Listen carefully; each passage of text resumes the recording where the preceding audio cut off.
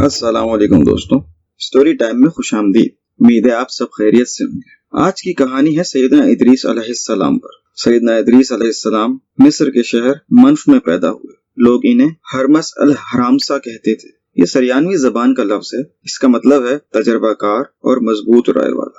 بعض علماء کرام کا خیال ہے کہ آپ بابل شہر میں پیدا ہوئے، پھر ہجرت کر کے مصر چلے گئے۔ بہرحال مختلف لوگوں کی مختلف رائے آپ کی پیدائش کے حوالے سے۔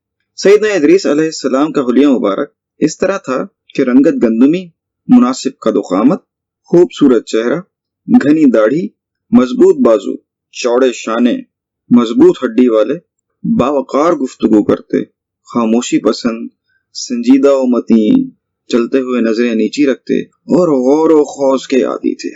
سیدنا آدم علیہ السلام اور سیدنا شیش علیہ السلام کے بعد سیدنا ادریس علیہ السلام کو نبوت ملی تھی۔ سیدنا آدم علیہ السلام کا بیٹا قابیل، جو اپنے بھائی حابیل کو قتل کرنے کے بعد والدین کو چھوڑ کر کسی اور جگہ چلا گیا تھا، اس نے وہاں جا کر فساد اور ظلم و زیادتی کی انتہا کر دی، حتیٰ کہ ایمان والوں کو بھی ستانا شروع کر دیا۔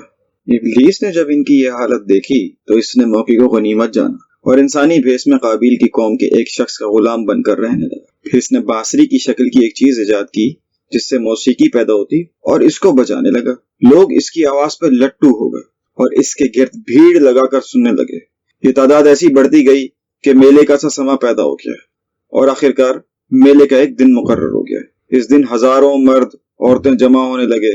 یہ لوگ جمع ہوتے، مختلف قسم کی آوازیں یا موسیقی بجاتے اور مختلف قسم کی خرافات میں پڑ جاتے۔ یہ بڑھتے بڑھتے فساد بھی بڑھنے لگا۔ سیدنا ادریس نے جب دیکھا کہ ایمان والوں پر ظلم و زیادتی ہو رہی ہے اور مختلف قسم کی فساد اور زیادتیاں بڑھتی جا رہی ہیں، تو انہوں نے اپنے پیروکاروں کو جہاد کا حکم دیا۔ سیدنا ادریس علیہ السلام پہلے شخص ہیں جنہوں نے اللہ کے راستے میں جہاد کیا، غنیمتیں حاصل کی اور دشمنوں کو قیدی بنایا۔ لیکن غنیمتیں اور قیدی ان کے لیے حلال نہیں تھے، کیونکہ نبی کریم صلی اللہ علیہ وسلم ہی پہلے رسول ہیں جن کے لیے غنیمتیں حلال کی گئیں۔ جہاد سب سے پہلے سیدنا ادریس نے کیا۔ انہوں نے جہاد کے لیے ایک لشکر تیار کیا، پھر اس لشکر کو دو حصوں میں تقسیم کیا۔ ایک حصے پر پیادے مشتمل تھے اور دوسرا حصہ سواروں پر مشتمل تھا۔ چنانچہ بھرپور تیاری کے بعد سیدنا ادریس علیہ السلام نے قابیل کی قوم پر چڑھائی کر دی۔ حق و باطل کے درمیان زبردست معرکے ہوئے اور اس لڑائی میں آخرکار سیدنا ادریس علیہ السلام نے انہیں گھٹنے ٹیکنے پر مجبور کر دیا۔ اس لڑائی کے نتیجے میں سیدنا ادریس کی فوج کو ان کا بہت سارا ساز و سامان بھی حاصل ہوا اور ان کے کافی سارے لوگوں کو قیدی بھی بنایا گیا۔ اس طرح حضرت ادریس علیہ السلام نے نہ صرف فتح حاصل کی بلکہ لوگوں سے ارشاد بھی فرمایا کہ اب وہ چین و سکون سے رہ سکتے ہیں اور اللہ کی جیسے چاہے عبادت کر سکتے ہیں۔ اللہ تعالیٰ نے سیدنا ادریس علیہ السلام کی طرف وحی فرمائی کہ میں ہر روز آپ کے اعمال میں تمام بنی آدم کے اعمال کے برابر اضافہ کروں گا۔ یہ سن کر سیدنا ادریس علیہ السلام کے دل میں خواہش پیدا ہوئی کہ ان کی نیکیوں میں بہت زیادہ اضافہ ہو جائے۔ تب ان کے پاس ان کا ایک دوست فرشتہ حاضر ہوا۔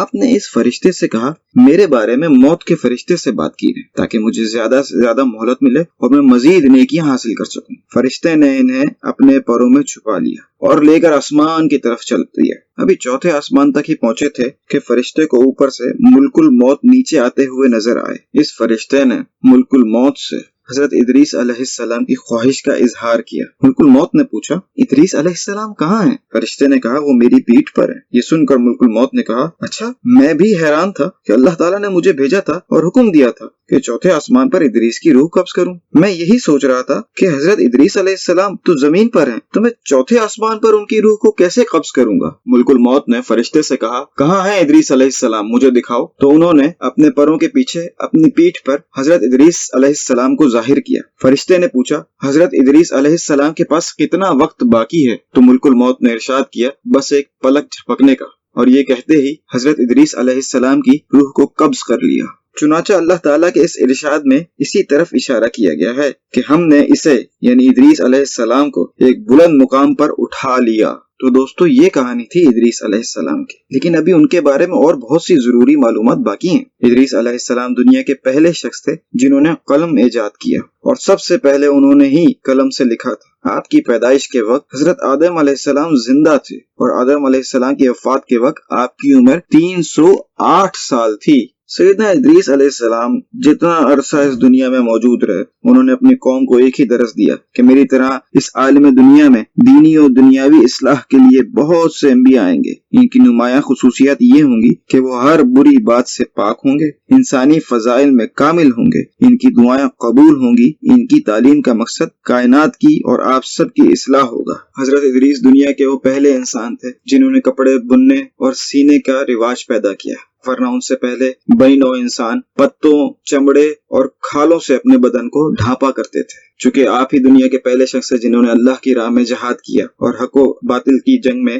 حق کو فتح حاصل کرائی، تو اللہ نے آپ کو وحی کے ذریعے مختلف قسم کے ہتھیار بنانا سکھائے اور آپ دنیا میں سب سے پہلے جنگی ہتھیاروں کے موجد بھی ہیں۔ حضرت ادریس علیہ السلام ماہر فلکیات ہونے کے ساتھ ساتھ الجبرا کے بھی ماہر تھے۔ فرض آپ کو بہت طرح کی معلومات تھی اور آپ نے ان معلومات سے بنی نوع انسان کی خدمت کرنے کی بھرپور کوشش کی۔ حضرت ادریس علیہ السلام نے ہمیشہ اپنی قوم کو یہ نصیحتیں فرمائی کہ جہالت کے قریب نہ جاؤ ورنہ علم میں کمال حاصل نہیں کر سکو گے۔ اللہ کی یاد اور نیک اعمال کے لیے اخلاص ضروری ہے۔ جھوٹی قسمیں نہ کھاؤ، دوسروں کو قسمیں کھانے پر آمادہ بھی نہ کرو، اپنے بڑوں کا ادب کرو، اللہ کی ہر وقت تعریف کرتے رہو اور اللہ کا ذکر کرتے رہو، دوسروں کو عیش و آرام میں دیکھ کر حسد نہ کرو، اللہ کی نعمتوں کا شکر کرو۔ انسان کی طاقت جو بھی ہے اللہ کے حکم سے ہے، اللہ کے بغیر انسان کچھ بھی نہیں۔ جو زندگی کی ضروریات زیادہ طلب کرتا ہے وہ کبھی قناعت حاصل نہیں کر سکتا۔ اللہ اور اس کے بتائے ہوئے طریقوں پر زندگی کو گزارا جائے۔ تو دوستو یہ تھی سیدنا ادریس علیہ السلام کی کہانی۔ امید ہے یہ کہانی بھی آپ کو پچھلی کہانی کی طرح پسند آئی ہوگی اور آپ کی معلومات میں اضافہ ہوا ہوگا۔